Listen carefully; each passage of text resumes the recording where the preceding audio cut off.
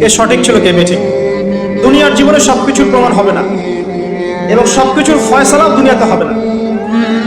আমরা আগে ভাবতাম যে কিয়ামতের মাঠের কি প্রয়োজন ছিল, বিপদের মধ্যে আছি আমরা, কিয়ামতের মাঠের কি দরকার ছিল, উঠতে হবে 500 বছর, অন্য হাদিসে এসেছে 50,000 বছর দাঁড়িয়ে থাকতে হবে, ঘাম ঝরতে থাকবে, আমল নামা, ডান হাত বাম হাত, পুলসিরাত, মিজান, কত সমস্যা। কি প্রয়োজন ছিল কিয়ামতের মাঠের?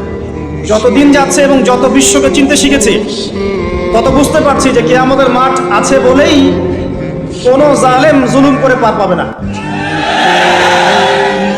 ভাগ্য ভালো যে কিয়ামতের মাঠটা আছে, এই কারণেই কোনো মাজলুমের অধিকার খর্ব হবে না ইনশাআল্লাহ।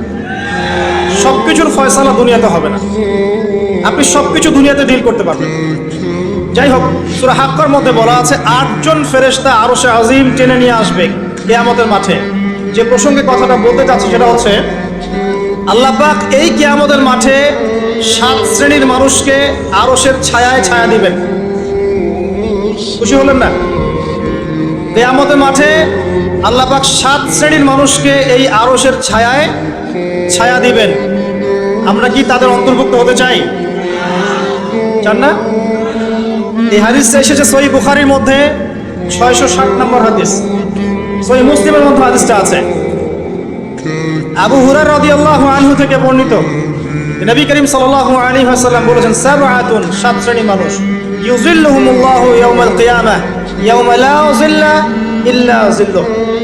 কিয়ামতের মাঠে 7 শ্রেণীর মানুষকে আল্লাহ পাক তার আরশের ছায়ায় ছায়া দিবেন, যেদিন এই ছায়া ব্যতীত অন্য কোনো ছায়া থাকবে না।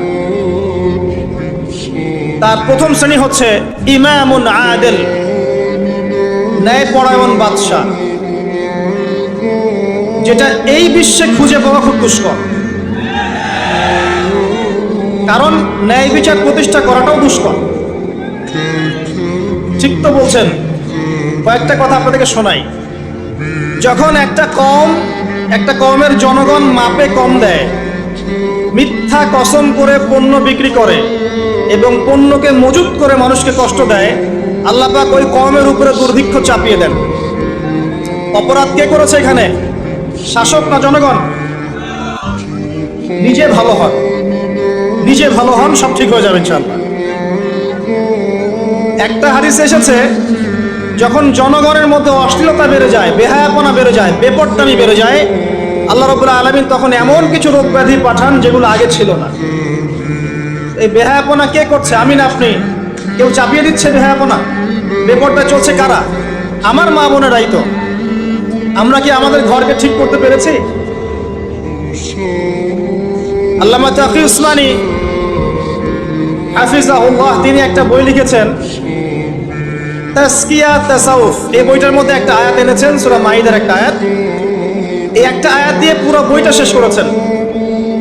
ইয়া আইয়ুহাল্লাযীনা আমানু আলাইকুম আনফুসাকুম, হে মুমিনগণ, তোমরা নিজেদের নফসের খবর নাও, আগে নিজের নফসকে আগে ঠিক করো, নিজে পরিশুদ্ধ হও। লা ইয়াদুররুকুম মান দাল্লা ইন ইহতাদাইতুম, তোমরা যদি হেদায়েতের উপরে থাকো তাহলে যারা পথভ্রষ্ট হয়ে যাচ্ছে এরা তোমাদের কোনো ক্ষতি করতে পারবে না।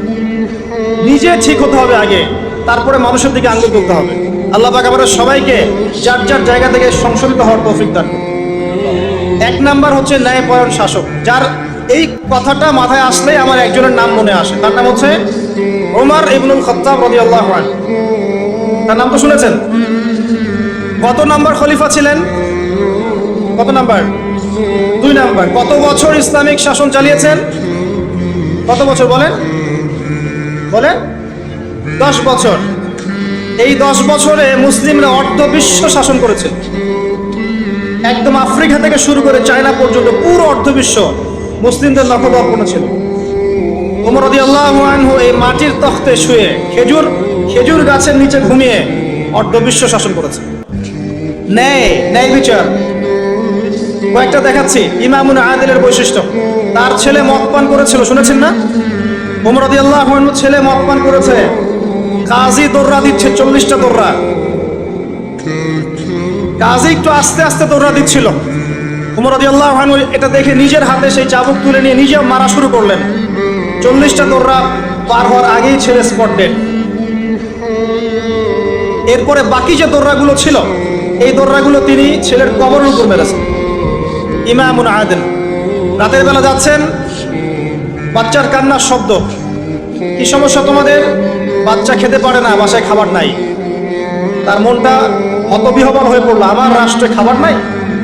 তিনি চলে গেলেন মদিনায়, নিজের পিঠে আটার বস্তা ময়দার বস্তা নিয়ে ওই বুড়ি মায়ের বাসায় এসে রান্না করে খাইয়েছেন। ইমামুন আদিল, ন্যায়পরায়ণ শাসক।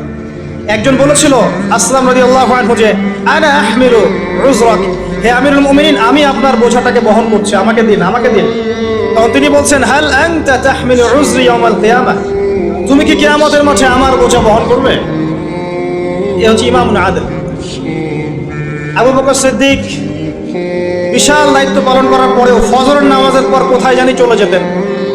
উমর রাদিয়াল্লাহু আনহু ফলো করছেন, কোথায় যান প্রতিদিন ফজরের পরে। একদিন দেখলেন তিনি অনেক দূরে একটা পাহাড়ের গুহায় ঢুকে যাচ্ছেন। তিনি সেখানে ঢুকলেন, কিছুক্ষণ পর বের হলেন। উমর রাদিয়াল্লাহু আনহু তাকে এড়িয়ে সেই গুহায় ঢুকলেন। দেখলেন সেখানে একটা অন্ধ বুড়ি বাস করে। জিজ্ঞাসা করলেন, আপনি কি জানেন আপনার কাছে কে আসে প্রতিদিন? সেই বুড়ি বলেন, না, আমি তো জানি না আমার কাছে কে আসে প্রতিদিন সকালে, শুধু এতটুকু জানি সে এসে আমার ঘরের সব কাজকর্ম করে দিয়ে তারপর চলে যায়। আবু বকর সিদ্দিক রাদিয়াল্লাহু আনহু কথা বলছে। বলতে গেলে শেষ করতে পারবো না, আমার টপিক অনেক লম্বা হয়ে যাবে। এতটুকু শুনেন, ন্যায় বিচার করার জন্য ইসলামী মানদণ্ড নয়। একজন মানুষ যদি অমুসলিমও হয় সে ন্যায় বিচার করতে পারে, যদি মনুষ্যত্ব থাকে। একজন মানুষের যদি মনুষ্যত্ব থাকে, সে মুসলিম না হয়েও ন্যায় বিচার প্রতিষ্ঠা করতে পারে। দলিল নেবেন, মক্কায় যখন সাহাবীদের উপর নির্যাতন করা হচ্ছে, প্রথম কোথায় সাহাবীরা হিজরত করেছিলেন বলেন তো দেখি? আবিসিনিয়ায়, রাইট, আবিসিনিয়ায়। আবিসিনিয়া হচ্ছে ইরিত্রিয়া, ইথিওপিয়া, এই জায়গা। এখানে একজন বাদশাহ ছিলেন, তার নাম কি? বাদশাহ বলতে পারবেন? বাদশাহ নাজাশি, রাইট, বাদশাহ নাজাশি। এই বাদশাহ ছিলেন একজন খ্রিস্টান, নাসারা, খ্রিস্টান। নবী সাল্লাল্লাহু আলাইহি ওয়াসাল্লাম সাহাবীদেরকে বলছেন, তোমরা বাদশাহ নাজাশির রাষ্ট্রে চলে যাও, তার রাজ্যে কেউ জুলুমের শিকার হয় না, সে কিন্তু মুসলিম না। আমি কি বুঝাতে পারছি ভাই? ন্যায় বিচার করার জন্য ইসলাম কবুল করতে হবে শর্ত নয়, আপনি অমুসলিম হয়েও ন্যায় বিচার করতে পারেন। আর ইসলাম তো ন্যায় বিচারের জাজল্যমান মানদণ্ড, এটা তো অন্য বিষয়। যাই হোক, আমি লম্বা করছি না। আরশের ছায়ায় ছায়া পাবে প্রথম শ্রেণীর মানুষ যারা ইনসাফ এবং ন্যায় বিচার প্রতিষ্ঠা করতে পেরেছে। আল্লাহ পাক আমাদের যে যেখানে দায়িত্বে আছে, আমরা দোয়া করি মন থেকে, আল্লাহ পাক সবাইকে ন্যায় বিচার করার তৌফিক দান। 2 নম্বর শ্রেণী যারা আরশের ছায়া ছায়া পাবে তারা হচ্ছে ওয়াশাবুন, এমন যুবক নাশআ ফি ইবাদাতিল্লাহি তাআলা, যে ব্যক্তি আল্লাহর ইবাদতে তার যৌবনকালকে কাটিয়ে দিয়েছে। এই সুযোগটা কি আপনার সামনে নাই? আমার সামনে নাই? আল্লাহর জন্য জীবন কাটিয়ে দেন মানে কি?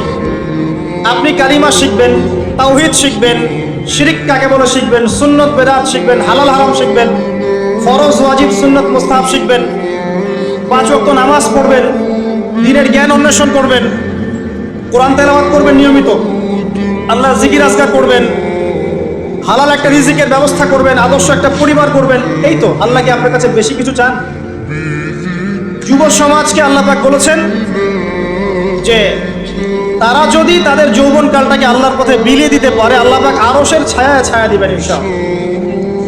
আর কিয়ামতের মাঠে যে 5টা প্রশ্ন হবে, এক্সট্রা 5টা প্রশ্ন, তার মধ্যে দ্বিতীয় প্রশ্ন হচ্ছে তুমি তোমার যৌবনকাল কোন কাজে ব্যয় করেছিলে।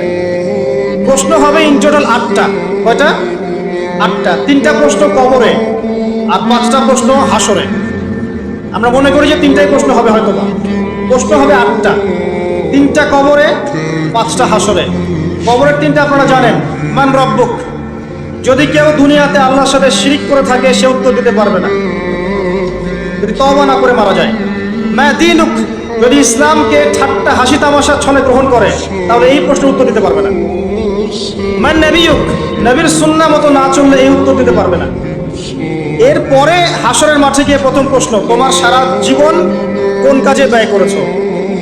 যদি সারাটা জীবন আমরা কোরআন সুন্নাহ মতো চলি, ইনশাআল্লাহ উত্তর দিতে পারবো, ইনশাআল্লাহ। দ্বিতীয় প্রশ্ন, সারা যৌবন কোন কাজে ব্যয় করেছো, স্পেশালি যৌবন সম্পর্কে প্রশ্ন। আর এই যৌবনটা আল্লাহর পথে বিলিয়ে দিলে পরে আপনি আরশের ছায়া ছায়া পাবেন ইনশাআল্লাহ। 3 নম্বর প্রশ্ন হবে সম্পদ কোন পথে উপার্জন করেছো, কোন পথে ব্যয় করেছো। কোন পথে উপার্জন করেছো প্রশ্ন নাম্বার 3, আর কোন পথে ব্যয় করেছো প্রশ্ন নাম্বার 4। আর 5 নাম্বার হচ্ছে ইলম অনুযায়ী আমল করেছিলে কিনা, জানা অনুযায়ী আমল করেছো কিনা, এটা 5 নাম্বার প্রশ্ন। এই 5টা হচ্ছে হাসরের মাঠের স্পেশাল প্রশ্ন, যার মধ্যে 2 নাম্বারটা হচ্ছে যৌবনকাল সম্পর্কে, তোমার যৌবন কোন কাজে ব্যয় করেছো। প্রিয় ভাইরা, যৌবনকালে প্রথম নসিহত করবো 5 ওয়াক্ত নামাজ পড়েন ভাই, আল্লাহর ওয়াস্তে 5 ওয়াক্ত নামাজ পড়েন, নামাজটাকে ছাড়েন না, আর যাই করেন নামাজটা ছাড়েন না। নামাজ আপনাকে অন্য সমস্ত পাপ থেকে দূরে রাখবে ইনশাআল্লাহ তাআলা। মহিলাদের নামাজ নাই, ছেলেদের সারা জীবন কিছু ছেলে নামাজ পড়ে না, ছেলেদের নামাজ নাই এমন কোনো হিস্ট্রি পাওয়া যায় না কোরআন সুন্নাহয়। মহিলাদের কিছু কিছু দিন নামাজ নাই, এটা দলিল পাওয়া যায়। পুরুষ মানুষের নামাজ নাই এমন দলিল পাওয়া যায় না। কি করবেন? 5 ওয়াক্ত নামাজ জামাতে পড়ার চেষ্টা করবেন, যদি জামাত না পান কমপক্ষে বাসায় পড়বেন। যদি ঘুমিয়ে থাকেন, ঘুম থেকে উঠে দেখলেন নামাজের ওয়াক্ত চলে গেছে, কাজা করবেন। যদি মুসাফির হন তাহলে কসর করবেন। কোন সময় নামাজ বাদ? কোন সময় নামাজ বাদ নাই। যুদ্ধ হচ্ছে মুসলিমদের সাথে অমুসলিমদের, কথা যুদ্ধ করছে যারা, আজানের ওয়াক্ত হয়ে নামাজের ওয়াক্ত হয়ে গেছে, এক শ্রেণী যুদ্ধ করবে, এক শ্রেণী নামাজ পড়বে। আবার যারা যুদ্ধ করা হয়ে গেছে এরা পিছনে চলে আসবে, আবার নামাজি ব্যক্তিরা সামনে চলে যাবে, নামাজ পড়বে, মাফ নাই কোনো। আপনাকে ধাওয়া করেছে কেউ, শত্রুপক্ষ, ইশারায় তখন নামাজ পড়তে হবে। জীবনে নামাজ পড়েন নাই অনেকদিন, আপনি হিসাব করেছেন এত ওয়াক্ত নামাজ আমি পড়ি নাই, পড়তে হবে, তওবা করতে হবে। আল্লাহ পাক তওবা কবুল করলে মাফ করে দিতে পারেন, কিন্তু সবচেয়ে ভালো হবে আপনার নামাজটা হিসেব করে পড়ে ফেলা। এটাই সবচেয়ে ভালো মত আমার কাছে মনে হয়। নামাজের কোনো মাফ নাই। নামাজ আমরা পড়ি অনেকে 3G 4G স্পিডে।